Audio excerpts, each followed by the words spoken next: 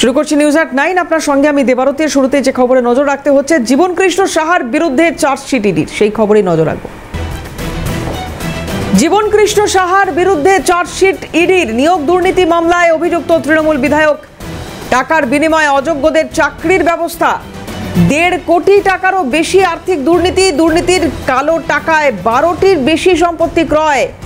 আয়ের সঙ্গে সম্পত্তিগত অসঙ্গতি বিধায়কের স্ত্রীরও। অপর অভিযুক্ত প্রসন্ন রায়ের সঙ্গেও জড়িত জীবনকৃষ্ণ। 80 পাতার চার্জশিটে এমনটাই দাবি ইডির।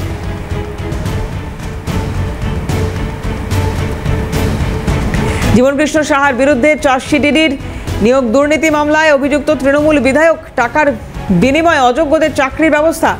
1.5 কোটি টাকারও বেশি আর্থিক দুর্নীতি। দুর্নীতির কালো টাকায় 12টির বেশি সম্পত্তি ক্রয়। আয়ের সঙ্গে সম্পত্তিগত অসঙ্গতি বিধায়কের স্ত্রীরও। অপর অভিযুক্ত প্রসন্ন রায়ের সঙ্গেও জড়িত জীবনকৃষ্ণ। 80 পাতার চার্জশিটে এমনটাই দাবি ইডির।